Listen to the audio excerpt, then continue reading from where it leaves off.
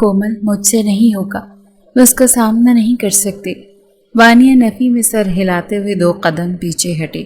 اس کا چہرہ خوف سے سفید پڑ چکا تھا، جیسے جسم کا سارا خون خشک ہو گیا ہو۔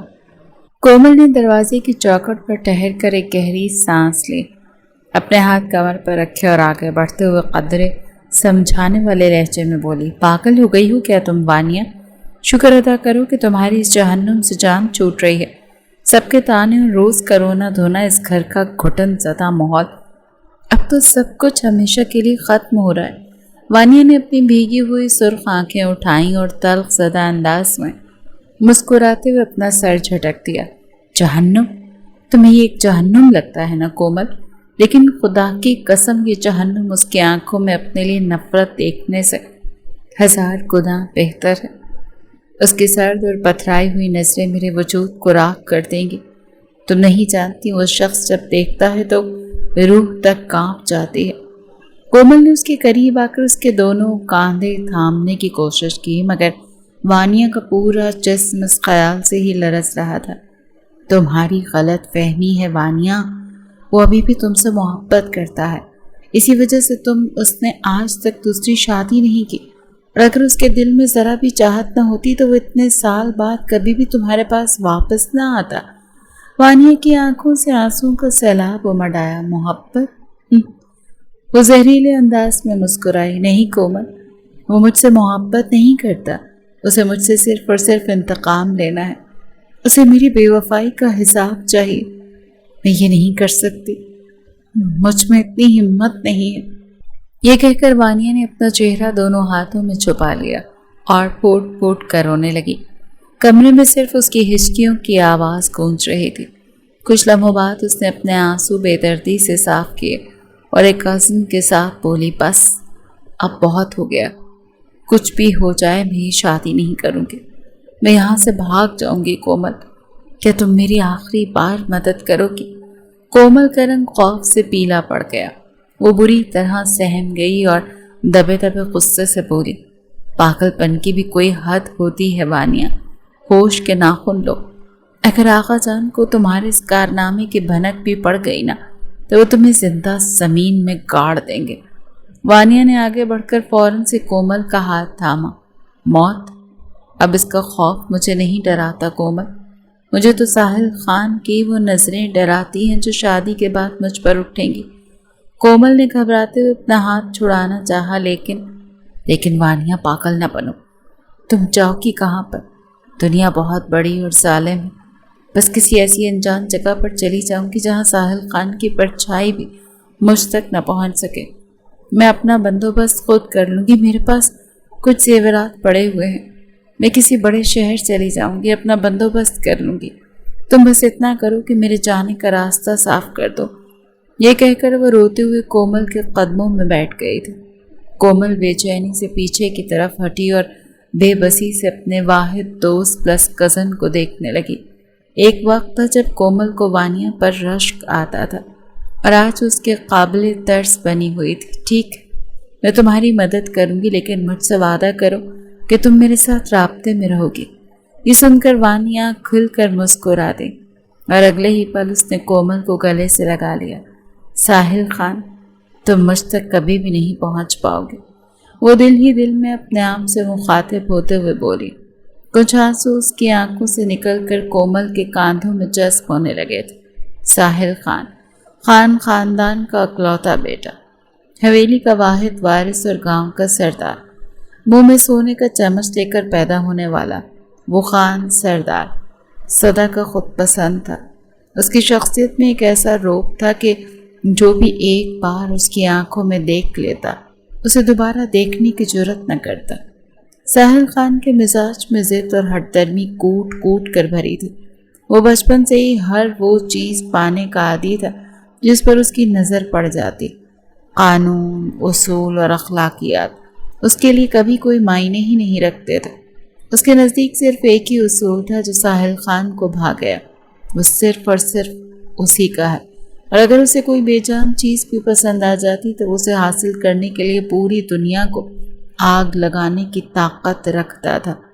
اور یہ تو پھر وہ لڑکی تھی جسے وہ کبھی اپنی روح کا سکون مانتا تھا، لیکن اس نے ساحل کی انا کو مجروح کر کے اپنی موت کو آواز دی تھی۔ وانیہ بچپن ہی سے باغی طبیعت کی مالک تھی۔ اس کی ایک وجہ یہ تھی کہ اس کی امی اس کی بچپن میں ہی چل بسی تھی، اور جہاں تک اس کے بابا جان کا سوال تھا تو وہ ہمیشہ ہی سے ڈیرے کے کاموں میں مصروف رہتے تھے۔ اپنی بیٹی کے لیے ان کے پاس ذرا بھی وقت نہیں ہوتا تھا۔ وانیہ کا بچپن اور جوانی چچی جان اور دادی کی سرپرستی میں گزری تھی۔ بچپن سے ہی اسے یہی ایک بات سکھائی گئی تھی کہ عورت ہمیشہ سے کمزور ہوتی ہے اور مرد کا مقابلہ نہیں کر سکتی۔ حویلی کا ماحول بھی ایسا ہی تھا۔ اس نے کبھی بھی حویلی کی عورتوں کو اپنے شوہروں کے ساتھ لڑتے یا بحث کرتے ہوئے نہیں دیکھا تھا۔ جو وہ فیصلہ سنا دیتے اسی فیصلے کو ہی اٹل سمجھا جاتا تھا۔ وانیہ یہ سب کچھ دیکھتی تو اسے شدید چڑ محسوس ہوتی تھی۔ وہ شروع ہی سے اس نظام سے بغاوت کرنا چاہتے تھے، لیکن اس کی شروعات اس وقت ہوئی جب اس نے FSC کے امتحان میں ٹاپ کیا۔ اس نے ضلع میں پہلی پوزیشن لی تھی اور اس کے بابا جان نے زندگی میں پہلی بار فخر سے اس کے سر پر ہاتھ رکھا تھا۔ انہوں نے کبھی بھی اس کی پڑھائی کے حوالے سے پابندیاں نہیں لگائی تھیں، لیکن جب وانیہ نے ضد کی تو وہ شش و پنج میں مبتلا ہو گئے۔ آج سے پہلے حویلی کی کوئی بھی لڑکی پڑھنے کے لیے شہر یونیورسٹی میں نہیں گئی تھی۔ وانیہ نے ان کو ایموشنل بلیک میل کیا اور پھر اس کی قابلیت دیکھتے ہوئے سردار جاوید خان نے حویلی کی روایات سے بغاوت کر کے اسے اسلام آباد کی بڑی یونیورسٹی میں ایڈمیشن دلا دیا، اور اس کے ساتھ ہی وانیہ کے جتنے بھی شکوے تھے وہ بھی ختم ہو گئے تھے۔ اس کو یقین تھا کہ وہ اپنا مستقبل بنا لے گی اور ایک آزاد زندگی گزارے گی۔ وہ نہیں جانتی تھی کہ ایک بہت بڑا طوفان اس کی زندگی میں سر اٹھانے والا ہے۔ وانیہ کا یونیورسٹی میں پہلا دن تھا۔ وہ حد سے زیادہ کنفیوز تھی۔ آس پاس وہ سینئرز اور جونیئرز ریگنگ کرتے ہوئے دیکھ رہی تھی۔ ایک لمحے کے لیے اسے اپنے فیصلے پر افسوس ہوا، لیکن اگلے ہی پل اس نے اپنے آپ کو مضبوط کیا اور دل ہی دل میں خود کو تسلی دیتے ہوئے بولی، وانیہ تمہیں کسی کے باپ سے بھی ڈرنے کی ضرورت نہیں۔ یہ مت بھولو کہ تم سردار جاوید خان کی بیٹی ہو۔ کوئی تمہاری طرف نگاہ اٹھا کر بھی نہیں دیکھ سکتا۔ اس کی یہ عہد اس وقت ٹوٹا جب اسے اپنے انتہائی پاس وہ اپنی جگہ قریب سے خوبصورت مردانہ آواز سنائی دی۔ ایک پل کے لیے اچھلی اور پھر تیزی سے پیچھے کی طرف کھسکی۔ اس نے سامنے کھڑے ساحل خان کو دیکھا، انتہائی ناگواری سے دیکھا اور پشتوں میں غصے سے بولی، تمہیں تمیز نہیں ہے کہ مجھ سے دور کھڑے ہو کر بات کرو؟ یہ سن کر ایک پل کے لیے ساحل بھی حیران ہو گیا۔ اس نے ابرو اٹھا کر اپنے ہاتھ سینے پر باندھتے ہوئے بولا، اپنے لہجے پر غور کرو لڑکی۔ وانیہ جو کہ تھوڑی دیر پہلے ڈر رہی تھی، یہ سن کر اور بھی زیادہ بھڑک اٹھی اور غصے سے دانت پیستے ہوئے بولی، تم اپنی حرکتوں پر غور کرو، چھپڑے کہیں کے۔ یہ دوسرا حیرت کا جھٹکا تھا جو کہ ساحل خان کو لگا تھا۔ آج سے پہلے لڑکیوں نے صرف اسے ہینڈسم، چارمنگ اور ٹرکش ہیرو سے تشبیہ دی تھی۔ یہ پہلی لڑکی تھی جو غصے میں اسے چھپڑا کہہ کر پکار رہی تھی۔ اسے یہ لفظ ہضم کرنے میں کافی وقت لگا اور پھر وہ چہرے پر سنجیدگی لاتے ہوئے تیز لہجے میں بولا، تم جانتی بھی ہو کہ میں کون ہوں؟ یہ سوال کر کے وہ ایک بار پھر سے پچھتایا تھا۔ ہاں میں جانتی ہوں، اور تم ایک انتہائی لوفر انسان ہو جس سے لڑکیوں سے بات کرنے کی بھی تمیز نہیں ہے۔ او ساحل نے برا منہ بنائے بغیر اپنے ہونٹوں کو سیٹی کی صورت میں گھمایا اور پھر سرسراتے لہجے میں بولا، پھر تو تمہیں یہ بھی معلوم ہوگا کہ میں اس یونیورسٹی میں پروفیسر ہوں۔ یہ سن کر وانیہ کا چہرہ تو ایک پل کے لیے لٹھے کی مانند سفید ہو گیا، لیکن اگلے ہی پل وہ اپنے آپ کو کمپوز کرتے ہوئے بولی، تم مجھے بیوقوف نہیں بنا سکتے۔ ساحل نے کاندھے اچکا دیے، تبھی ایک اسٹوڈنٹ اس کے قریب آ کر رکا اور اسے سلام کر کے آگے بڑھ گیا۔ وانیہ نے بے ساختہ تھوک نگلا کیونکہ اپنے ٹیچرز کی وہ بچپن ہی سے بہت زیادہ عزت کرتی تھی، لیکن سامنے کھڑا لڑکا اسے کسی بھی اینگل سے ٹیچر نہیں لگ رہا تھا۔ تم سوچ رہی ہو کہ اگر میں پروفیسر ہوں تو میری آنکھوں پر چشمہ کیوں نہیں ہے اور میں نے مانگ کیوں نہیں نکالی ہوئی؟ اس کا طنزیہ انداز تھا۔ وانیہ نے تیزی سے نفی میں سر ہلا اور اپنے ہونٹوں پر زبان پھیرتے ہوئے بولی، آئی ایم سوری سر، مجھے بالکل بھی آئیڈیا نہیں تھا۔ وہ یقین کر بیٹھی تھی کیونکہ مزید 2 اسٹوڈنٹ ساحل کے قریب سے گزرتے ہوئے اسے سلام سر کہہ کر گئے تھے۔ اب تو شک کی بھی کوئی گنجائش نہیں رہی تھی۔ ٹھیک ہے، لیکن تمہاری سوری اس طرح تو قابل قبول نہیں ہوگی۔ ابھی پین اور پینسل نکالو، یہاں بینچ پر بیٹھو اور 1000 بار سوری لکھو۔ جب تک 1000 پورا نہیں ہو جاتا کلاس میں داخل نہیں ہونا۔ وانیہ کی شکل تو رونے والی بن گئی تھی، مرتی کیا نہ کرتی کہ مصداق۔ اس نے پین نکالا اور وہیں بینچ پر بیٹھ کر زور و شور سے سوری لکھنے لگی۔ اس دوران ساحل بہت ہی دلچسپی سے اس کے چہرے کے نقوش کو حفظ کر رہا تھا۔ بلا شبہ وہ لڑکی بے حد حسین تھی اور کسی کا بھی ایمان ڈگمگانے کی صلاحیت رکھتی تھی۔ ساحل کے لب ایک بار پھر سے مسکراہٹ میں ڈھل گئے۔ اس نے آنکھوں ہی آنکھوں میں پیچھے کھڑے ٹولے کو اشارہ کیا اور خود کلاس روم کی طرف بڑھ گیا، کیونکہ فرسٹ سیمسٹر کے پروفیسر آج نہیں آ رہے تھے اور اس نے ان کا پروفیسر بننے کی ایکٹنگ کر کے انہیں بری طرح سے ذلیل کرنا تھا۔ دراصل یہ اس کا پسندیدہ مشغلہ تھا۔ جب بھی کوئی نیا سیمسٹر آتا تھا تو ان کی سب سے گندی والی ریگنگ ساحل ہی کرتا تھا، اسی لیے پوری یونیورسٹی ہی اس سے بہت اچھے طریقے سے واقف تھی۔ ادھر وانیہ سوری لکھنے میں مصروف تھی کہ سلطان اس کے سر پر جا کر کھڑا ہو گیا۔ او لڑکی، یہاں پر بیٹھی کیا کر رہی ہو؟ یہ ہمارا علاقہ ہے۔ وانیہ جو کہ پہلے ہی بری طرح سے بوکھلائی ہوئی تھی ایک دم سے گھبرا گئی۔ سلطان نے اس سے جان بوجھ کر سوری کے بارے میں پوچھا تو وانیہ نے روتی ہوئی شکل بناتے ہوئے کہا، مجھ سے غلطی ہو گئی۔ ارے ہمارے ہوتے ہوئے تمہیں ٹینشن لینے کی ضرورت ہی نہیں۔ تم سمجھو کہ تمہارا مسئلہ حل ہو گیا، بس اس کے لیے تمہیں ہمارا چھوٹا سا کام کرنا ہوگا، ہمیں ایک گانا گا کر سنانا ہوگا۔ وانیہ کو لگ رہا تھا وہ ایک جہنم سے نکل کر دوسری جہنم میں آ گئی ہے۔ اب اس کی ساری بہادری بھی اڑن چھو ہو گئی تھی۔ اس نے مری مری آواز نکالتے ہوئے سلطان سے سوال کیا، کیا تم بھی پروفیسر ہو؟ فضول سوال مت پوچھو اور جو کہا ہے وہ کرو۔ یہ کہہ کر سلطان نے اسے بینچ پر کھڑے ہونے کا اشارہ کیا تو وہ خاموشی سے اوپر جا کر کھڑی ہو گئی۔ عزت کا تو پہلے ہی فالودہ بن گیا تھا، اب کیا فائدہ تھا غصہ دکھانے کا۔ اس کی آواز بچپن ہی سے حد سے زیادہ بری تھی۔ وانیہ کو ٹھیک طرح سے گانا بھی نہیں آتا تھا۔ تھوڑی دیر میں جب اس نے پشتو گانا شروع کیا تو سلطان اور اس کے ٹولے نے بے ساختہ اپنے کانوں میں انگلیاں دے دی۔ کیا کر رہی ہو پاگل لڑکی؟ معصوم بچوں کی جان لینے کا ارادہ ہے کیا؟ وہ واویلا مچاتے ہوئے بولا، اچھا یہ سب کچھ رہنے دو، تم سے یہ نہیں ہوگا۔ 3 بار چیخ چیخ کر کہو کہ آج تمہارا بہت برا دن ہے اور تم بیوقوف بنے جا رہی ہو۔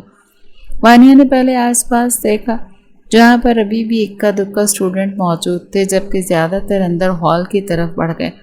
پھر آنکھیں بند کر کے زور زور سے چلاتے ہوئے وہی الفاظ دہرانے لگی۔ بالآخر سلطان کو اس پر ترس آیا اور اس نے وانیہ کو اندر جانے کی اجازت دے دی، لیکن جیسے وہ کلاس روم میں انٹر ہوئی سامنے کھڑے ساحل کو دیکھ کر اس کے قدم زمین پر ہی جم گئے۔ آلتو جلالتو آئی بلا کو ٹالتو۔ اس کو لگ رہا تھا کہ وہ دل ہی دل میں بول رہی ہے، لیکن گھبراہٹ میں اس کی آواز کافی اونچی ہو گئی تھی، جبکہ کلاس میں موجود اسٹوڈنٹس اس کے انداز پر اپنی ہنسی دبانے لگے تھے۔ ساحل نے مکمل طور پر گھوم کر اس کی طرف دیکھا اور پھر سے اپنے مخصوص انداز میں سینے پر بازو باندھتے ہوئے بولا، میں آپ کو کس اینگل سے بلا لگ رہا ہوں مس، جو آپ مجھ سے پناہ مانگ رہی ہیں؟ اس کا انداز بہت زیادہ چبھتا ہوا تھا۔ اور یہ آپ کا کلاس میں انٹر ہونے کا کون سا وقت ہے؟ کیا آپ کو بتایا نہیں تھا کہ 9 بجنے سے پہلے آپ کو کمرے میں موجود ہونا پڑے گا؟ وہ ایک کے بعد دوسرا وار کر رہا تھا۔ وانیہ کی شکل پھر سے رونے والی بن گئی تھی۔ سر آئی ایم سوری، مجھے باہر کچھ سینئرز نے روک لیا تھا۔ اس کی آنکھوں میں آنسو آ گئے تھے اور یہ اس وجہ سے تھا کیونکہ وہ اپنے سامنے کھڑے شخص کو استاد سمجھ رہی تھی۔ ٹھیک ہے، کوئی بات نہیں، لیکن آپ کلاس میں نہیں بیٹھ سکتی، سارا کا سارا وقت آپ یہاں پر کھڑی ہو کر گزاریں گی۔ ساحل نے اسے ایسی جگہ پر کھڑا کیا جہاں پر وہ اسے آسانی سے دیکھ سکتا تھا اور پھر وقفے وقفے سے وانیہ کے چہرے کا طواف کر رہا تھا۔ تھوڑی ہی دیر کے بعد اس نے سب اسٹوڈنٹ سے 1000 روپے لیے تھے اور ان کو نوٹس کا لالچ دیا تھا۔ تقریباً اس کے پاس 50,000 جمع ہو گئے تھے۔ اس کے بعد اس نے اسٹوڈنٹس کو ہیلپنگ ڈیسک پر جانے کے لیے کہا تاکہ وہ وہاں سے اپنے نوٹس اٹھا لیں، اور خود اپنے مخصوص انداز میں چلتا ہوا کلاس روم سے باہر نکل گیا تھا۔ وانیہ بھی مرے مرے قدم اٹھاتی ان اسٹوڈنٹس کے پیچھے جب ہیلپنگ ڈیسک پر گئی تو وہاں پر جا کر اسے معلوم ہوا کہ ساحل خان جیسا تو کوئی ٹیچر ہے ہی نہیں، بلکہ ساحل خان تو خود ایک انتہائی بدتمیز اور بگڑا ہوا نواب زادہ ہے، جس کا مقصد صرف اور صرف معصوم اسٹوڈنٹس کو پریشان کرنا اور ان کی ریگنگ کر کے اپنے شیطانی دماغ کو سکون پہنچانا ہے۔ وانیہ کا پارا یکدم ہی غصے کے مارے ہائی ہو گیا۔ یا میرے اللہ، میں اتنی بیوقوف کیسے ہو سکتی ہوں؟ اس نے اپنے بال زور سے کھینچنے چاہے، لیکن آس پاس کے لوگوں کا لحاظ کرتے ہوئے اس نے بڑی ہی مشکل سے اپنے آپ کو روکا، جبکہ دوسری طرف ساحل اپنے دوستوں کے ساتھ بڑے سی ہوٹل میں بیٹھا اسٹوڈنٹس کے پیسے پر عیاشی کرنے میں مصروف تھا۔ ایسا نہیں تھا کہ اسے پیسوں کی کمی تھی، بلکہ اس کے بابا اس یونیورسٹی کو ایک بہت بڑی فنڈنگ کرتے تھے، لیکن جو مزہ بچوں کو پریشان کر کے عیاشی کرنے میں تھا وہ کسی اور کام میں کہاں تھا۔ اور چونکہ اب اس کا یونیورسٹی میں سیکنڈ لاسٹ سیمسٹر تھا اور وہ سینئر بھی تھا، اسی لیے کوئی اس سے پنگا بھی نہیں لیتا تھا۔ ہوٹل میں بیٹھے ہوئے بھی اس کے دماغ میں مسلسل وانیہ کا چہرہ گھوم رہا تھا۔ کچھ ہی دیر کے بعد وہ سلطان کی طرف گھوما اور سرسراتے ہوئے لہجے میں بولا، مجھے اس لڑکی کے بارے میں پتہ کر کے دو کہ وہ کون ہے۔ سلطان معنی خیز انداز میں مسکرایا، اس سب کا کوئی فائدہ نہیں، وہ لڑکی تمہاری گرل فرینڈ نہیں بنے گی۔ یہ سن کر ساحل کی آنکھیں عجیب سے انداز میں چمکنے لگی تھی۔ اس جیسی لڑکیوں کو گرل فرینڈ ہی عزت بنایا جاتا ہے۔ وہ دل ہی دل میں اپنے آپ سے مخاطب ہوتے ہوئے بولا، لیکن پھر اپنی ہی بات پر حیران رہ گیا۔ پورا دن اس کی نظروں کے سامنے وانیہ کا چادر کے حالے میں موجود چمکتا ہوا چہرہ گھومتا رہا، اور ادھر وانیہ کا بی پی غصے کے مارے ہائی ہو رہا تھا۔ وہ حویلی میں اس کی شکایت نہیں لگا سکتی تھی، ورنہ اس کے بابا کا کوئی بھروسہ نہیں تھا، اس کو واپس ہی بلا لیتے۔ اب یہاں پر اس نے جو کچھ بھی کرنا تھا اپنے بل بوتے پر کرنا تھا۔ اگلی صبح جب وہ یونیورسٹی میں انٹر ہوئی تو ساحل اس کے برابر میں چلنے لگا۔ میں نے سنا ہے کہ کل آپ مجھے کافی اچھے الفاظ میں یاد کر رہی تھی مس۔ وانیہ نے پہلے حیرت سے پلٹ کر وہاں پر موجود شخص کو دیکھا اور پھر اس کی آنکھوں میں غصے سے انگارے لپکنے لگے تھے۔ تم؟ اس نے انگلی اٹھا کر ساحل کو دھمکی دینی چاہی تو ساحل نے اگلے ہی پل اس کی چھوٹی سی انگلی کو پکڑ کر نیچے گرا دیا۔ اچھے خاندان کی لڑکیاں ایسی حرکتیں نہیں کرتی۔ وہ دوبارہ سے اس کے نزدیک ہوتے ہوئے سرسراتے لہجے میں بولا، تم شاید ہر بار اپنی اوقات بھول جاتے ہو مسٹر ساحل۔ میں نے تمہیں 1000 بار سمجھایا ہے، میرے نزدیک مت آیا کرو۔ مجھے ان لڑکیوں میں سے ہرگز مت سمجھو جو تمہارے حسن اور تمہاری دولت پر مرتی ہیں۔ میں وانیہ خان ہوں، جس کی نظروں میں صرف اور صرف کردار کی اہمیت ہے۔ ساحل نے بے ساختہ بروج گائے اور اسے تنگ کرنے والے انداز میں بولا، واؤ، تم نے تو میرے بارے میں اتنا سب کچھ معلوم کروا لیا۔ اس کا مطلب ہے کہ آگ دونوں طرف برابر کی لگی ہوئی ہے۔ اب کی بار وانیہ کا بس نہیں چلا تو اس نے زور سے ساحل کے پاؤں پر اپنا پاؤں مارا۔ وہ بیچارہ تو درد سے بل بلا اٹھا تھا، کیونکہ آج سے پہلے یہ حرکت بھی کسی نے نہیں کی تھی۔ وانیہ کی ہیل اس کے پاؤں میں کھب گئی تھی، جبکہ وانیہ اب اس کا مذاق بنانے والے انداز میں ہنس رہی تھی۔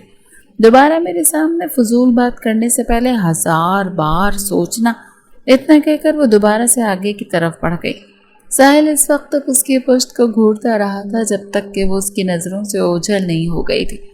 وہ اس کی زندگی میں آنے والی پہلی عورت تھی جس نے اس کے دل کے دروازے پر دستک دی تھی، لیکن ساحل نے جانے انجانے میں پہلی ملاقات سے وانیہ کے دل میں اپنے لیے ناپسندیدگی پیدا کر دی تھی، اور اگلے کچھ دن بہت ہی تیزی کے ساتھ گزر رہے تھے۔ وانیہ اپنی کلاسز میں مصروف ہو گئی تھی، لیکن اس دوران اس کا ساحل کے ساتھ سامنا ہوتا تھا۔ جب بھی وہ اسے دیکھتا تو اس وقت تک اس کے چہرے کا طواف کرتا رہتا جب تک کہ وہ وہاں سے چلی نہیں جاتی، اور وانیہ کو اس کی یہی عادت زہر لگتی تھی۔ وہ اسے ٹھرکی کہہ کر پکارتی تھی۔ ساحل کو جب اس لقب کے بارے میں پتہ چلا تو وہ اپنی پیشانی مسل کر رہ گیا۔ پتہ نہیں اپنی پسندیدہ عورت سے مجھے اور کیا کیا سننا پڑے گا۔ وانیہ اگر اس کی برائی بھی کرتی تب بھی وہ اگنور کر جاتا تھا، جبکہ اگر یہ حرکت یونیورسٹی کا کوئی دوسرا اسٹوڈنٹ کرتا تو اس کی گردن کو مروڑنے میں 1 سیکنڈ بھی نہیں لگاتا۔ ایک دن وانیہ اپنی کلاس روم میں واپس آئی تو وہاں سے اس کی اسائنمنٹ غائب تھی۔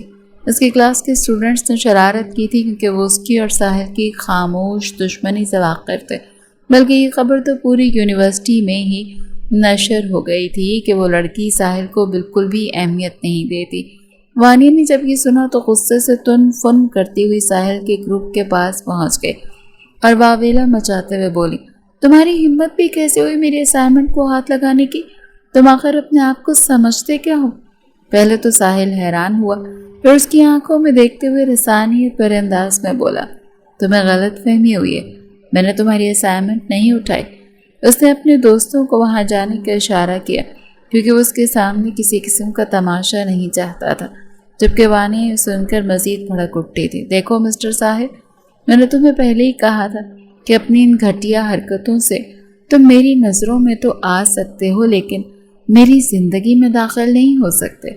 یہ صرف چیپ اور تھرڈ کلاس ٹیکنیکس ہیں جن کے ذریعے تم اپنے آپ کو میری نظروں میں گرا رہے ہو۔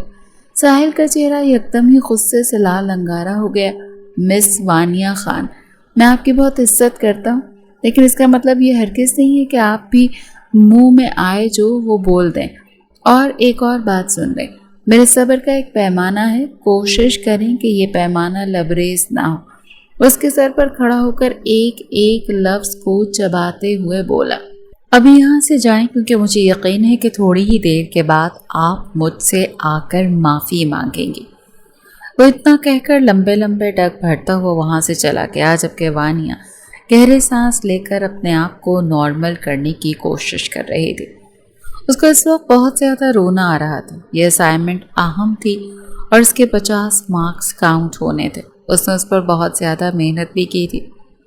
جب وہ واپس کلاس روم میں پہنچی تو وہاں پر اس کی فرینڈ شفا ہاتھوں میں اس کی اسائنمنٹ لیے بیٹھی ہوئی تھی۔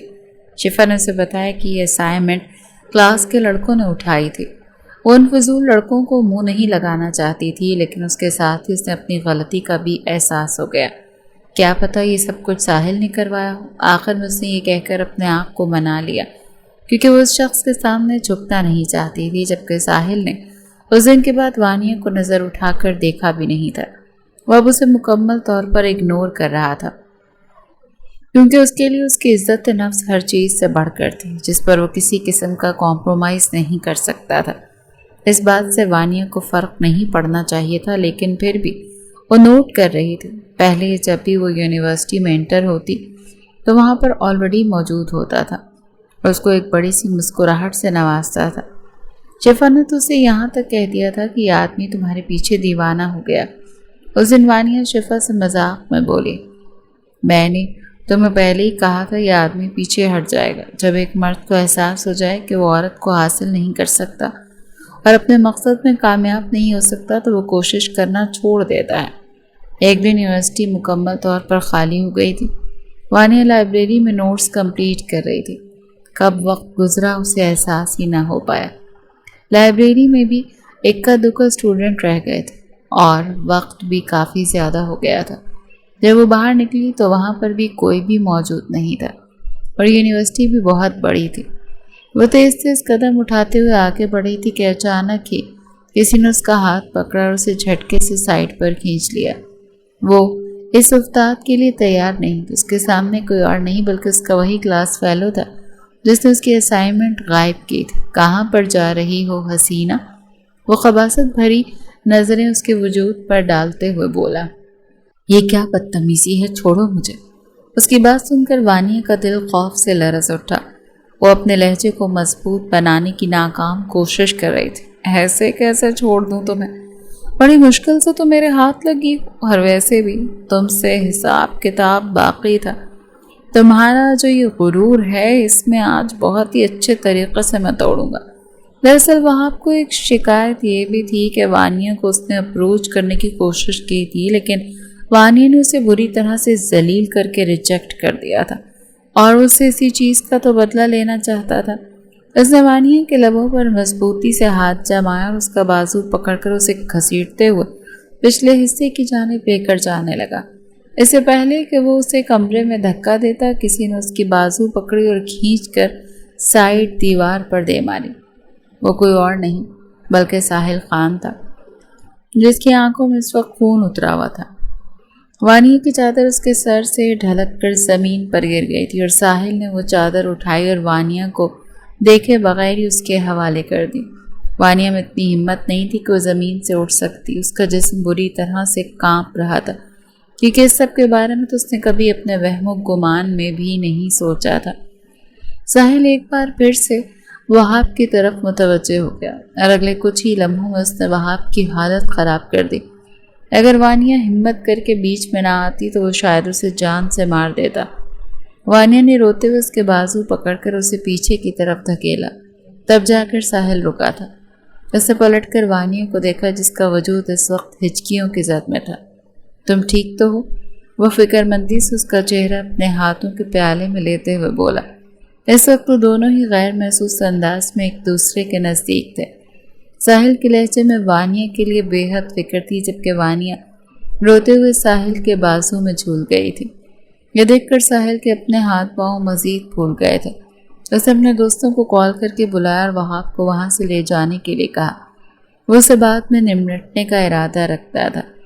وانیہ کو اپنے بازو میں اٹھا کر وہ دیوانہ وار گاڑی کی طرف بھاگا اور پھر تقریباً آدھے گھنٹے کے بعد وانیہ کو ہوش آیا تو ساحل قریب ہی بیٹھا ہوا تھا۔ وانیہ اس کی بے حد مشکور تھی اور وہ جانتی تھی کہ وہ ساحل کا یہ احسان کبھی بھی نہیں اتار سکتی۔ اس کی آنکھوں میں بھی ندامت تھی۔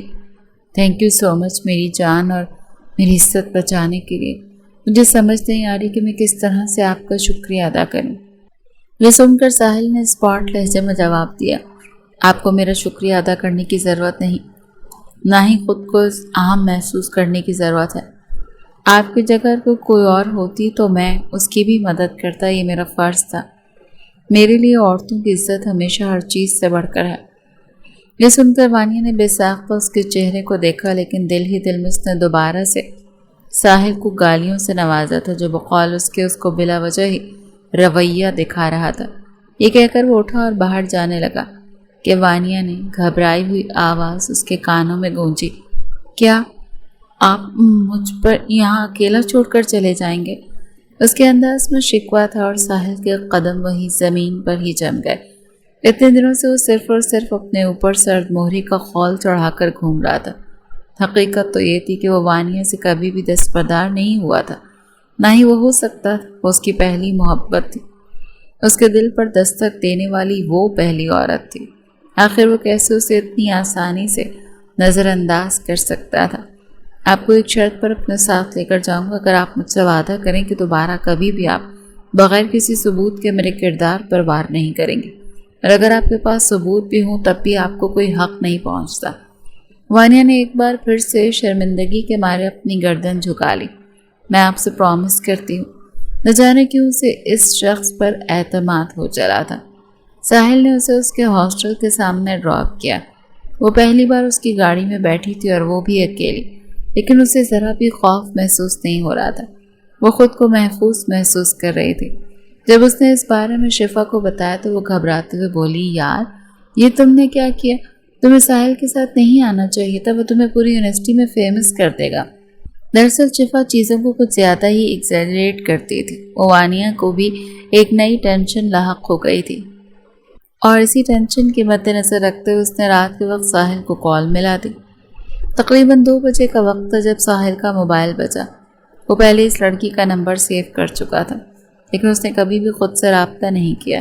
جیسے اس نے کال اٹینڈ کی، وانیہ کی گھبرائی ہوئی آواز اس کے کانوں میں گونجی، پلیز آج جو کچھ بھی ہوا اس کے بارے میں کسی کو بھی نہ بتائیے گا۔ یہ سن کر ساحل نے گہری سانس خارج کی۔ آپ کی عزت میرے لیے اتنی ہی اہم ہے جتنی کہ آپ کے لیے ہے، آپ فکر مت کریں، ایسا نہیں ہوگا۔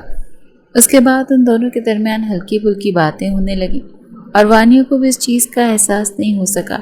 اور پھر اگلے دن جب وہ یونیورسٹی پہنچی تو پہلے کی طرح ساحل اندر ہی اس کے انتظار میں کھڑا تھا۔ اس نے وانیہ کو مسکراہٹ سے نوازا تو وانیہ نے بھی جواب میں مسکرا دی۔ یہ ان کی نزدیکی کی پہلی منزل تھی جو کہ طے ہو چکی تھی۔ اگلے کچھ دنوں میں وانیہ کو ایک بہت ہی اہم پروجیکٹ ملا تھا، لیکن اس کا لیپ ٹاپ عین وقت پر خراب ہو گیا تھا۔ اس نے 1-2 اسٹوڈنٹ سے پوچھا لیکن انہوں نے بھی آج پریزنٹ کرنا تھا۔ ساحل کو جب اس بارے میں پتہ چلا تو اس نے وانیہ کو آرام سے اپنا لیپ ٹاپ دے دیا اور نہ صرف یہ بلکہ اس نے پریزنٹیشن کو پریمیئر کرنے میں بھی وانیہ کی مدد کی تھی۔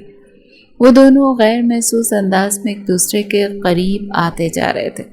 اصل آگ ساحل کے فین گرلز کو لگ رہی تھی، جو کہ دل و جان سے اس پر مرتی تھی اور اسے حاصل کرنے کے لیے کسی بھی حد تک جا سکتی تھی۔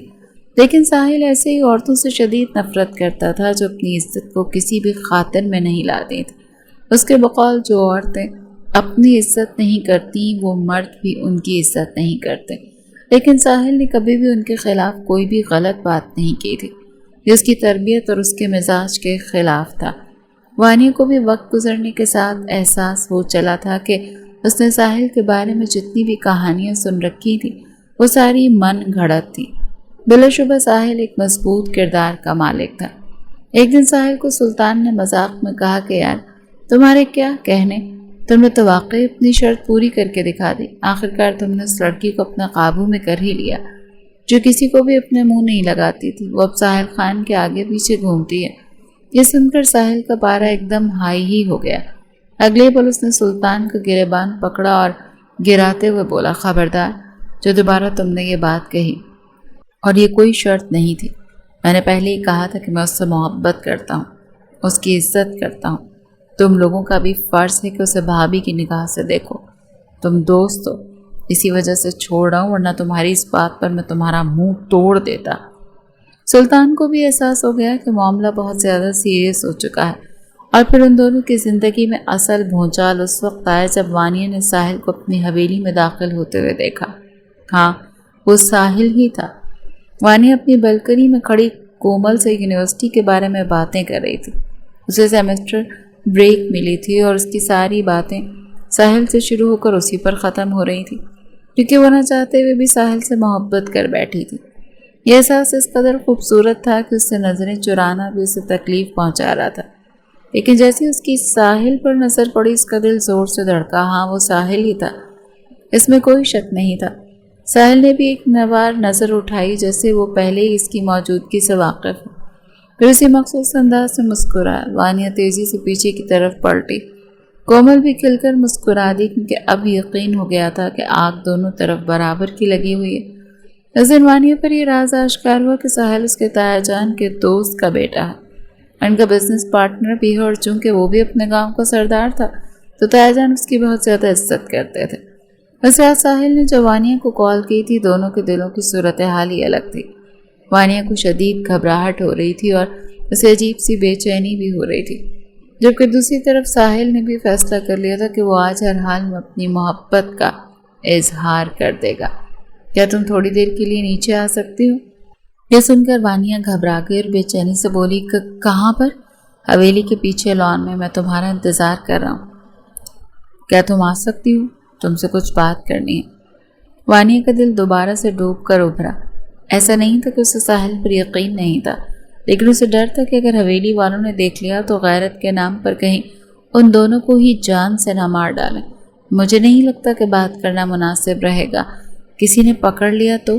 مجھ پر یقین رکھو خانم، کوئی بھی نہیں دیکھ سکتا، اور اگر کسی نے دیکھ بھی لیا تو میں تمہارے ساتھ ہوں، اور میرے ہوتے ہوئے تمہیں کسی چیز کا ڈر نہیں ہونا چاہیے۔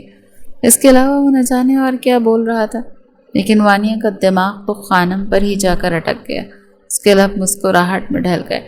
جب وہ لان کے پچھلے حصے میں آئی تو وہ دیوار سے ٹیک لگا کر اسی کے انتظار میں کھڑا تھا۔ تھوڑے فاصلے پر اس کے گارڈ بھی تھے۔ ویسے تمہیں میری ہمت کو داد تو دینی چاہیے، اسے مسکراتی ہوئی نظروں سے بولا تو وانیہ نے تیکھے انداز میں جواب دیا، یہ محبت نہیں ہے بلکہ یہ بے شرمی ہے۔ ساحل نے کاندھے اچکا دیے اور پھر اس کے نزدیک جا کر کھڑا ہو گیا۔ میں کافی دنوں سے تمہیں بتانا چاہتا تھا لیکن ڈر رہا تھا، کہیں ایسا نہ ہو کہ تم انکار کر دو، لیکن اگر تم نے انکار کر بھی دیا تو بھی کوئی مسئلہ نہیں، میں آخری سانس تک کوشش کروں گا۔ یہ کہہ کر وہ رکا تھا۔ نہ جانے کیوں وانیہ کو پہلے سے پتا تھا کہ وہ کیا بولے گا، اور پھر ساحل نے بھی وہی الفاظ ادا کیے تھے، میں تم سے محبت کرتا ہوں وانیہ خان، تمہیں اپنی زندگی کا حصہ بنانا چاہتا ہوں اور تمہیں اس دنیا کی تمام خوشیاں دینا چاہتا ہوں، کیا تم میری ہم سفر بنو گے؟ وہ بہت ہی خوبصورت انداز میں اسے اپنی زندگی میں شامل ہونے کے لیے کہہ رہا تھا، اور وانیہ نے بے اختیار اپنی نظریں جھکا لی۔ اس نے بھی اس وقت کو شدت سے انتظار کیا، اور اب جب ساحل کی طرف سے پہل ہوئی تو اس کے لب مسکرا اٹھے تھے۔ تمہاری یہ خاموشی مجھے ڈرا رہی ہے پیاری لڑکی۔ وہ اس کی ٹھوڑی پکڑ کر اس کے چہرے کو بلند کرتے بولا تو وانیہ کو اس کا لمس بھی برا نہیں لگ رہا تھا۔ کیا آپ کو کسی نے بتایا نہیں کہ خاموشی نیم رضامندی کے زمرے میں آتی ہے؟ مجھے تمہاری پوری رضامندی چاہیے لڑکی۔ یہ سن کر وانیہ نے دوبارہ سے اپنی پلکیں جھکائیں۔ یہ آپ کو اس وقت ملے گی جب آپ مجھ سے نکاح کر کے اپنی بیوی بنا کر لے جائیں گے۔ یہ سن کر ساحل کھل کر مسکرا دیا، پھر وہ ہلکا سا اس کے چہرے پر جھکا۔ تو مجھے صرف اور صرف 6 مہینوں کا وقت دو۔ میں جیسے ہی اسٹڈی ایکسچینج پروگرام سے واپس آؤں گا تم سے نکاح کروں گا اور تمہیں اپنے ساتھ لے کر جاؤں گا، اور تب تک تمہاری تایا جان سے بھی میرے تعلقات بہتر ہو جائیں گے۔ اصل میں آج ہی اس کا وانیہ کے تایا کے ساتھ زمینوں پر جھگڑا ہو گیا تھا، جس پر اس نے کافی حد تک خود کو وانیہ کی وجہ سے کمپوز رکھنے کی کوشش کی تھی، کیونکہ وہ وانیہ کے خاندان کے ساتھ دشمنی مول لینا نہیں چاہتا تھا۔ لیکن اس کے باوجود بھی دونوں میں انبن ہو گئی تھی۔ حقیقت تو یہ تھی کہ وانیہ کے تایا ساحل کی شخصیت اور اس کے روپ سے خائف ہوتے تھے، جس نے تھوڑی سی عمر میں ہی نہ صرف اپنے گاؤں بلکہ پورے علاقے پر اپنی دھاک بٹھا رکھی تھی۔ وہ رات وانیہ کے لیے بے حد خوبصورت تھی اور اسے لگ رہا تھا کہ اسے زندگی کی تمام خوشیاں مل گئی ہیں۔ اس نے یہ سب کچھ کومل کو بھی بتایا تھا، لیکن پھر اس کے ساتھ ہی اس کی زندگی میں ایک نیا طوفان کھڑا ہو گیا۔ تقریباً 2 مہینے ہی گزرے تھے کہ اس کے بابا جان نے اس کے سر پر بم پھوڑا۔ انہوں نے وانیہ کا نکاح نوفل خان کے ساتھ طے کر دیا، جو کہ ساحل کا ہی کزن تھا۔ وانیہ کو جب یہ پتہ چلا تو اسے اپنا دل پھٹتا ہوا محسوس ہوا۔ اس نے انکار کرنے کی کوشش کی، لیکن کسی نے بھی اس کی بات نہیں سنی۔ تب اس کو یہ بھی پتہ چلا کہ اس کی یہ منگنی بچپن ہی سے طے ہو گئی تھی۔ اسے سمجھ نہیں آ رہی تھی کہ وہ ساحل کو اس بارے میں کیسے بتائے۔ اسے یہ بھی ڈر تھا کہ اگر اس نے بتایا تو ایک بہت بڑا بھونچال آ جائے گا اور وہ ہر چیز کو تہس نہس کر دے گا، جس میں اس کی اپنی اور بابا کی عزت کا بھی خطرہ تھا۔ اور پھر ایسا ہی ہوا، اس نے نہ چاہتے ہوئے بھی اپنا سر جھکایا، کیونکہ وہ خاندان کی روایتوں سے چاہ کر بھی غداری نہیں کر سکتی تھی۔ اس کے بابا نے پہلے اسے کہا تھا کہ صرف نکاح ہوگا، لیکن پھر 2 ہی دنوں کے بعد رخصتی بھی ہو گئی۔ وانیہ نے اس دوران ساحل سے ہر طرح کا رابطہ ختم کر دیا۔ دوسری طرف ساحل نے کومل سے بات کرنے کی کوشش کی، لیکن کومل نے یہ کہہ کر ٹال دیا کہ اس کا موبائل ٹوٹ گیا ہے۔ لیکن ساحل کا دن اس کے باوجود بھی سکون میں نہیں آ رہا تھا۔ جب کچھ مہینوں تک اس کی بات نہیں ہو سکی تو وہ فوراً سے پاکستان واپس آ گیا، اور یہاں پر آ کر اس کو پتہ چلا کہ وانیہ اس کی کزن کے ساتھ شادی کر بیٹھی ہے۔ اسے اس بات پر بے حد غصہ تھا، لیکن اس سے بھی زیادہ اسے وانیہ کی بے وفائی پر افسوس ہو رہا تھا۔ اس کا بس نہیں چل رہا تھا کہ وہ ساری دنیا کو آگ لگا دے۔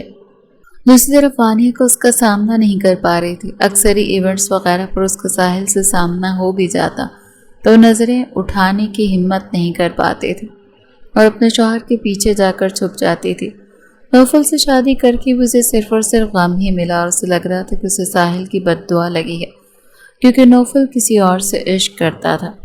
شادی کے بعد سے لے کر اب تک وہ ایک بار بھی وانیہ کے نزدیک نہیں آیا، نہ ہی اس نے کوئی تعلق بنانے کی کوشش کی تھی، بلکہ وہ تو اس کی ذات کو اس قدر بے مول سمجھتا تھا کہ وانیہ کو کبھی کبھار اپنی موجودگی پر بھی شک ہونے لگتا تھا کہ آیا وہ واقعی میں نوفل کی زندگی میں ہے یا نہیں۔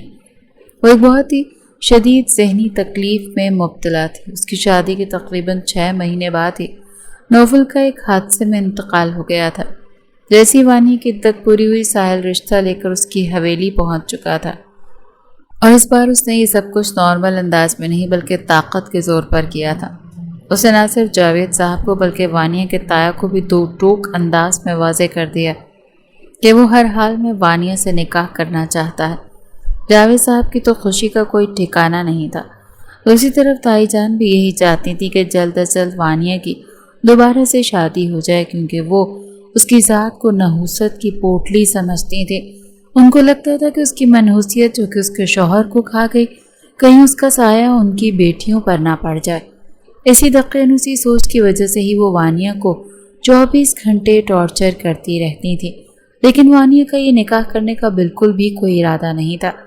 وہ جانتی تھی کہ وہ ساحل کو اپنی بے وفائی کی صفائی پیش نہیں کر پائے گی اور اس کی سرد مہری کے سامنے بری طرح سے ٹوٹ جائے گی۔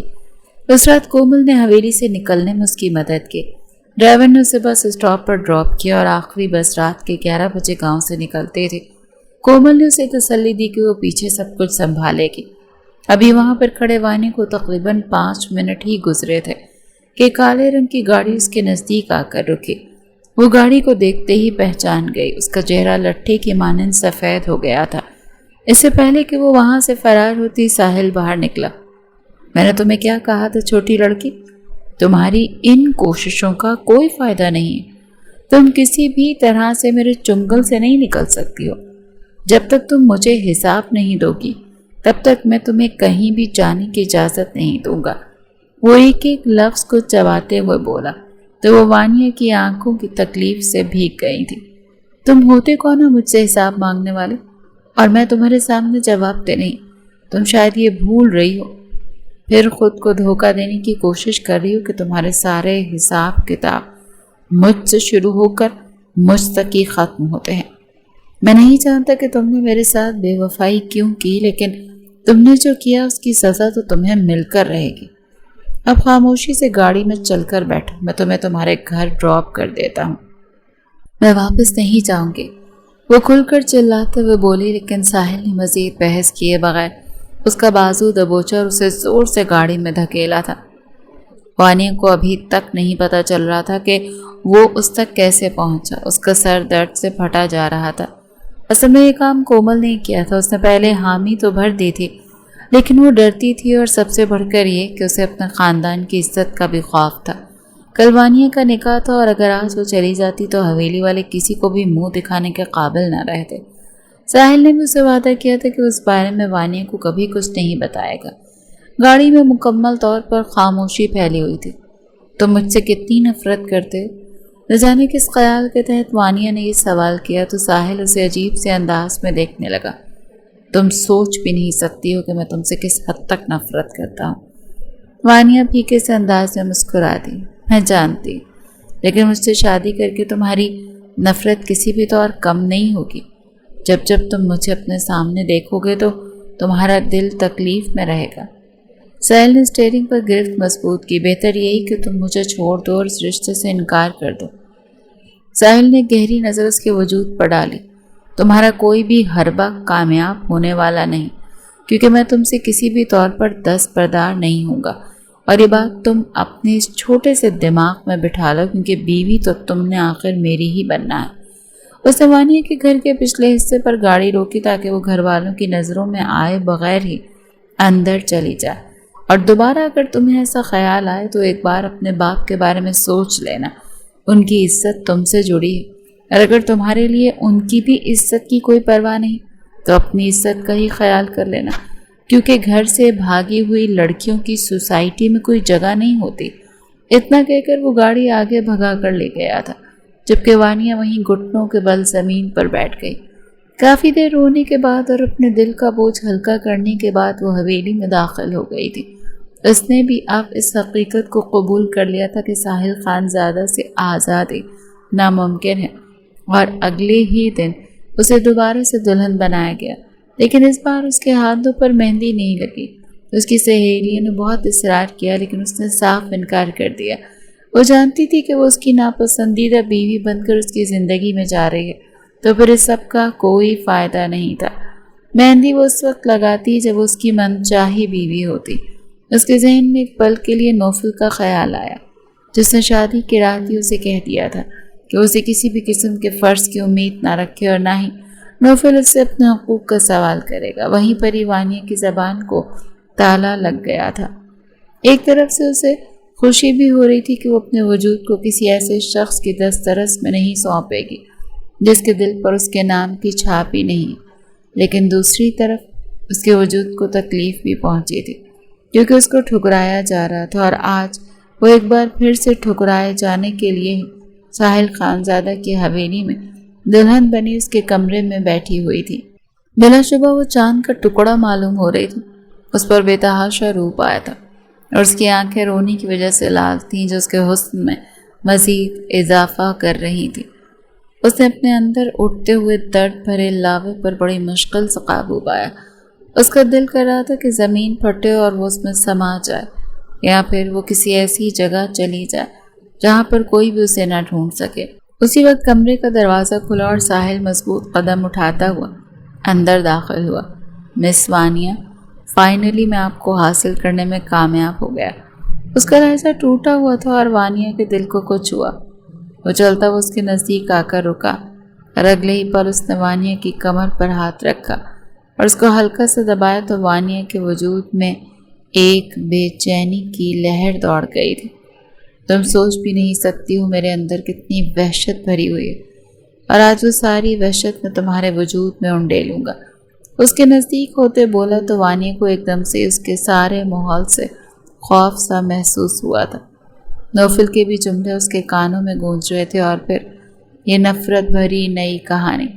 ساحل نے اس کی گردن پر اپنے لب رکھے تو اس کے سینے پر ہاتھ جماتے اسے پیچھے دھکیلتے ہوئے بولی، شرم کرو، میں تمہارے مرحوم بھائی کی بیوی ہوں، تھوڑا سا تو اس کا لحاظ کر لو۔ وانیہ کا لہجہ نفرت سے چور تھا۔ ساحل نے اس کے چہرے کو ہاتھوں میں دبوچنا جانا کہ وانیہ یہ باتیں اس سے صرف اور صرف غصہ دلانے کے لیے کہہ رہی ہے، اور اسے اپنے نزدیک کرتے ہوئے بولا، وہ میرا بھائی نہیں، میرا کزن تھا۔ جہاں تک تمہارا سوال ہے تو اب تو تم صرف اور صرف میری بیوی، اور اپنے لہجے پر غور کرو، مجھے چیختی چلاتی اور فضول بحث کرتی ہوئی عورتوں سے شدید نفرت ہے۔ یہ کہہ کر وہ اس کے ہونٹوں کو اپنی دسترس میں لے چکا تھا۔ وانیہ اس اچانک گفتگو کے لیے بالکل بھی ذہنی طور پر تیار نہیں تھی، جبکہ دوسری طرف اس کے لمس کو محسوس کر کے ساحل کے تو جذبات بھڑکنے لگے تھے۔ ساحل کا انداز جنونی تو تھا، لیکن اس میں فکر کا بھی ایک عنصر تھا، اور یہ بات بھی سچ تھی کہ وانیہ کی بے وفائی کے باوجود بھی اسے نفرت نہیں کر پایا تھا۔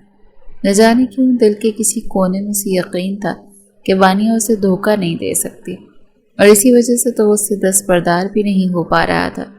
وانیہ جو پہلے اس کو خود سے دور دھکیلنے کی کوشش کر رہی تھی، اس نے بے بسی کے مارے اب اپنی کوشش چھوڑ دی تھی اور بے اختیار ساحل کی گردن کو تھام لیا۔ ساحل اس کے ہونٹوں کو جی بھر کر چومنے کے بعد، اپنی پیاس بجھانے کے بعد اس سے الگ ہوا۔ دونوں کی سانسیں پھولی ہوئی تھیں اور ایک دوسرے میں الجھی ہوئی تھیں۔ تم نے مجھے بہت تنگ کیا ہے وانیہ، یہ کہہ کر ساحل نے اس کی گردن پیچھے کی طرف گرائی اور وہاں پر اپنے ہونٹ رکھ دیے۔ وانیہ کے وجود کو ایک زوردار جھٹکا لگا۔ وہ تو ابھی بھی کنواری تھی اور بالکل ویسے ہی ری ایکٹ کر رہی تھی۔ اس کا یوں گھبرانا، شرمانا، خوف محسوس کرنا، یہ سب کچھ ساحل کو حیران کر رہا تھا، کیونکہ بقول اس کے نزدیک آنے والا پہلا مرد نہیں تھا۔ وانیہ کی ادائیں اس کے حواسوں پر چھانے لگی تھیں، اور اگلے ہی پل اس نے وانیہ کو اپنی گود میں بٹھایا اور دیوار کے ساتھ پن کر دیا۔ وانیہ کا چہرہ ہلکا سا اس کے اوپر جھکا ہوا تھا۔ تم مجھ سے نفرت نہیں کر سکتے ہو ساحل، اس کے چہرے پر اپنی انگلیاں چلاتے ہوئے بولی تو ساحل نے مضبوطی سے اپنے لب بھینچ لیے تھے۔ اس چیز کا فیصلہ بعد میں ہوگا، پہلے تم مجھے ان دوریوں کا حساب دو۔ یہ کہہ کر وہ دوبارہ سے اس پر اپنی شدتیں لٹانے لگا، اور اب کی بار ساحل نے وانیہ کے سینے پر اپنے ہونٹ رکھے تو وانیہ نے بے اختیار سسکیاں لیتے ہوئے اس کے بالوں کو اپنی مٹھیوں میں جکڑ لیا۔ دونوں کے دل ایک دوسرے کے لیے سچی محبت اتری تھی، اور دونوں نے ہی اپنے اوپر جو نفرت کا خول چڑھا رکھا تھا وہ آہستہ آہستہ اتر رہا تھا۔ وانیہ جانتی تھی کہ وہ زیادہ دیر احتجاج نہیں کر پائے گی، نہ ہی اب اس کی احتجاج کی اس کو چاہتی، کیونکہ وہ اپنے آپ کو اس شخص کی دسترس میں سونپنا چاہتی تھی جس کا جانے انجانے میں اس نے انتظار کیا تھا۔ وہ اب وانیہ کی دھڑکن کی نرمیوں کو محسوس کر رہا تھا، اور اس کے ساتھ ساتھ ساحل کے ہاتھ بڑی تیزی سے اس کی کمر پر بھی حرکت کر رہے تھے اور وہاں پر عجیب و غریب قسم کے نشانات بنا رہے تھے۔ کچھ ہی دیر میں وانیہ کی حالت غیر ہونے لگی تھی، اسے جان اپنے وجود سے نکلتی ہوئی محسوس ہو رہی تھی۔ ساحل پلیز رک جاؤ۔ اس نے ساحل کا نام لے کر اس کو روکنے کی کوشش کی، مگر ناکام ہو گئی، کیونکہ اپنے نام کی پکار سن کر تو وہ اور بھی زیادہ جنونی ہو گیا تھا۔ اب کی بار اس نے وانیہ کی شرٹ کو اس کے کاندھے سے نیچے ڈھلکایا تو وہاں پر موجود دل کو دیکھ کر اس کے لب مسکراہٹ میں ڈھل گئے۔ وہ جو سوچ رہا تھا کہ وہ وانیہ سے بہت ہی سختی سے پیش آئے گا اور اس کے بری طرح سے لرزنے پر مجبور کر دے گا، اب اپنے آپ سے کیا ہوا وعدہ بھول گیا تھا۔ اسے صرف اتنا پتا تھا کہ اس کی دسترس میں ایک بہت ہی نازک سی لڑکی ہے جسے اس نے بے انتہا محبت کی تھی، اور عورت کی بے قدری تو اس نے سیکھی ہی نہیں تھی۔ سامنے تو پھر اس کی پہلی محبت تھی، وہ کیسے اس کے ساتھ سختی کر سکتا تھا؟ وہ بہت نرمی سے اور بہت محبت سے اسے چوم رہا تھا اور آہستہ آہستہ اس کے وجود میں اترتا چلا جا رہا تھا۔ وانیہ کے کاندھوں کو چومنے کے بعد ساحل نے اس کی شرٹ کو نیچے سے پکڑ کر اوپر اٹھانے کی کوشش کی تو وانیہ نے فوراً سے اس کے ہاتھ تھام لیے۔ شرم اور حیا کے مارے وانیہ کی پلکیں لرز رہی تھیں۔ ساحل کو ایک بار پھر سے احساس ہوا جیسے وہ سوچ رہا تھا ویسا نہیں۔ ساحل پلیز، وانیہ نے روکنے کی کوشش کی، لیکن ساحل نے انسنی کرتے اس کے لبوں پر انگلی رکھی اور اس کے کانوں میں جھک کر سرگوشی کرتے ہوئے بولا، شش، خاموش ہو جاؤ، آج تمہیں بولنے کا بھی کوئی حق نہیں، آج تم صرف اور صرف مجھے سنو گی اور مجھے ہی محسوس کرو گی۔ یہ کہہ کر وہ اس کی شرٹ کو اتار چکا تھا۔ وانیہ کا خوبصورت جسم اس کی نظروں کے سامنے موجود تھا۔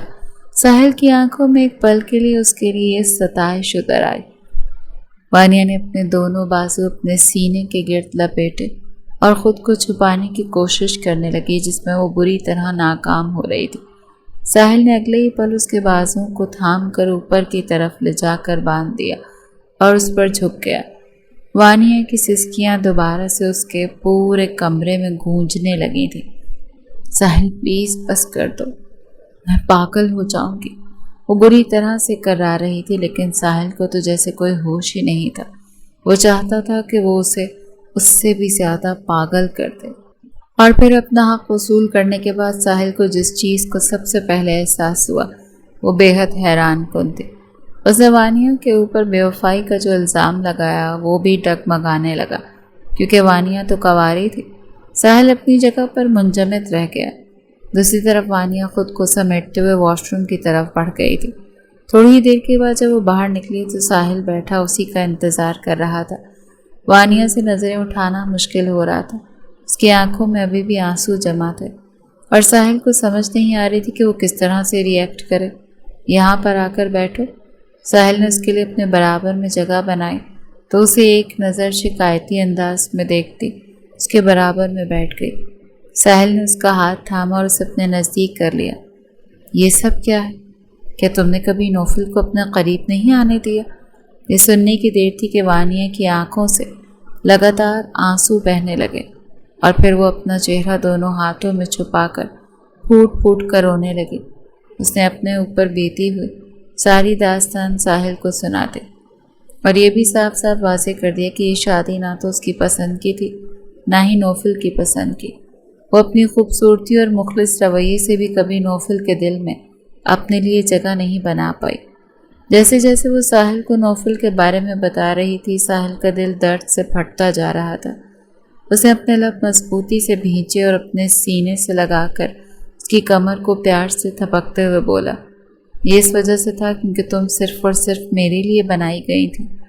قدرت نے تمہیں میرے پاس پہنچانا تھا اور تمہیں میرے ہی نصیب میں لکھنا تھا، لیکن تم نے جو مجھے قبول کرنے سے انکار کر دیا، تم پہلے شخص تھے جس نے مجھ پر شک کیا تھا۔ وانیہ نے اسے شکایت کی۔ اس کا چہرہ اپنے ہاتھوں کے پیالے میں لیتے بولا، سچویشن ہی ایسی بن گئی تھی۔ میری محبت جس سے میں نے شادی کا خواب دیکھا میرے آنے سے پہلے ہی کسی اور کی زندگی میں شامل ہو گئی۔ مجھے بتاؤ کہ میں اس سچویشن میں کیا کرتا؟ مجھے تو بالکل بھی اندازہ نہیں تھا کہ میں نے جانے انجانے میں تمہیں دکھ پہنچایا ہے، نہ ہی تم نے خود مجھے اس بارے میں بتانے کی کوشش کی۔ اس میں تمہاری بھی غلطی ہے، کہیں نہ کہیں میرا بھی قصور ہے۔ ساحل کا دل کافی حد تک ہلکا پھلکا ہو گیا تھا، لیکن اس کے دماغ پر جو بوجھ تھا وہ ابھی بھی نہیں اترا تھا۔ اس نے وانیہ کے گرد کمبل درست کیا اور خود لمبے لمبے ڈگ بھرتا کمرے سے باہر نکل گیا، جبکہ دوسری طرف وانیہ اس کے یوں اچانک جانے پر نئے سرے سے پریشان ہو گئی۔ وہ سمجھ نہیں پا رہی تھی کہ آخر ہو کیا رہا ہے۔ اگلی صبح جب وہ واپس آیا تو وانیہ اس کے سامنے جا کر کھڑی ہو گئی۔ کیا کل جو کچھ بھی ہوا وہ صرف اور صرف آپ کا بدلہ تھا؟ کیا میری زندگی میں آپ کے لیے کبھی کوئی جگہ نہیں بن پائے گی؟ کیا آپ مجھے کبھی اپنی بیوی کا درجہ نہیں دیں گے؟ کیونکہ اس نے ایک ہی سانس میں ڈھیر سارے سوال پوچھ ڈالے۔ باتیں کل اس کے ذہن میں مسلسل گردش کر رہی تھی۔ دوسری طرف ساحل اس وجہ سے کمرے سے نکل گیا تھا کیونکہ اسے لگا تھا کہ وہ جانے انجانے وانیہ کے ساتھ بہت غلط کر بیٹھا، اور وہ مزید اس کے ساتھ زبردستی کرنے سے خود کو روکنا چاہتا تھا۔ لیکن وانیہ کے یہ الفاظ سن کر اس کی غلط فہمی دور ہو گئی۔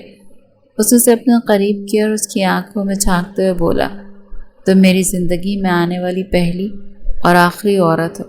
یہ بات اپنے ذہن میں بٹھا لو۔ میں کبھی بھی تم سے دستبردار نہیں ہوں گا، اور جہاں تک تمہیں بیوی کا حق دینے کا سوال ہے تو یہ حق اسی وقت ہی تمہیں دے بیٹھا تھا جب میں نے تم سے نکاح کیا تھا۔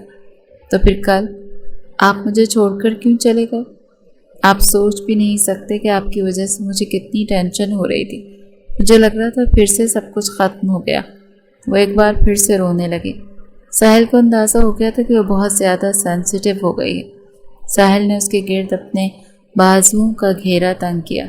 مجھے لگا تھا میں تمہارے ساتھ زیادتی کر بیٹھا ہوں۔ یہ سن کر وانیہ نے تیزی سے نفی میں گردن ہلائی۔ مجھے ایک پل بھی یہ احساس نہیں ہوا کہ آپ مجھ سے بدلہ لے رہے ہیں، وہ دھیمے لہجے میں بولی۔ میں بس یہ چاہتی ہوں کہ ہم دونوں میں سب کچھ ٹھیک ہو جائے۔ میں اب آپ سے مزید دور نہیں رہ سکتی، وہ خود اعتراف کر رہی تھی۔ حالانکہ پہلے جب بھی ساحل اس سے محبت کا اظہار کرنے کے لیے کہتا تو وہ صاف منع کر دیتی تھی۔ وہ کھل کر اپنے جذبات کو بھی واضح نہیں کرتی تھی۔ لیکن آج حالات تبدیل ہو چکے تھے۔ ساحل نے اس کے ماتھے کو چوما۔